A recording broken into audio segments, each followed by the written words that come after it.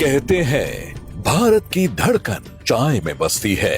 गली चौराहों से लेकर विश्व के किसी भी कोने तक एक कप चाय लोगों को जोड़ देती है। चाय सिर्फ जुबां में स्वाद नहीं घोलती, बल्कि रिश्तों में मिठास भी ला देती है। इसी चाय के प्याले से निकली है वो प्रेरणादायक कहानी जिसने भारत को दिया एक दमदार नेतृत्व। वडनगर स्टेशन का वो छोटा सा चाय का स्टॉल, जहां एक नन्हा बालक अपने पिता के साथ यात्रियों को चाय परोसता था।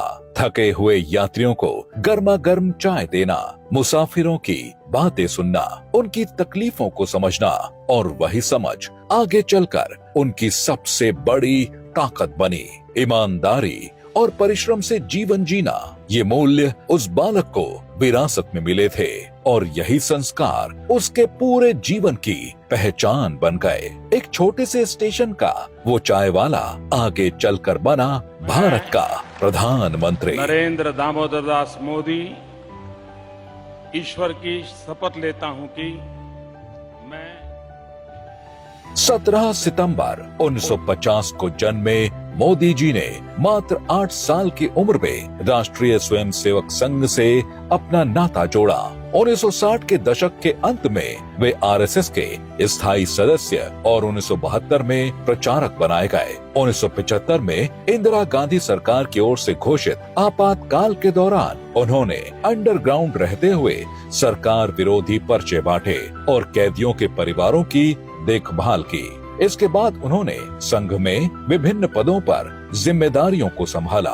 1987 में मोदी जी को भाजपा में गुजरात शाखा के प्रमुख के रूप में संगठन मंत्री का महत्वपूर्ण पद दिया गया। 1990 में मोदी जी भाजपा के सह संस्थापक आडवाणी जी की प्रसिद्ध रथ यात्रा के गुजराती खंड के प्रभारी बनाए गए। मोदी जी ने हर जिम्मेदारियों को बखूबी निभाया। संघ के कार्यकर्ता से शुरू हुआ ये सफर जन सेवा, राष्ट्र सेवा और संघर्ष से गुजरता हुआ भारत की राजनीति में एक नया इतिहास रच गया। 2014 में जब नरेंद्र मोदी जी ने प्रधानमंत्री पद की शपथ ली तो ये सिर्फ सत्ता परिवर्तन नहीं था, ये उस हर आम आदमी की जीत थी जो सपने देखने की हिम्मत करता है। क्योंकि देश की राजनीति में ऐसे भी चेहरे थे जो उनकी राह में रोड़े सिर्फ इसलिए अटका रहे थे क्योंकि वे बचपन में चाय बेचा करते थे। मैं आपको वायदा करता हूँ कि इस 21वीं सदी में नरेंद्र मोदी कभी भी देश के प्रधानमंत्री नहीं बनेंगे।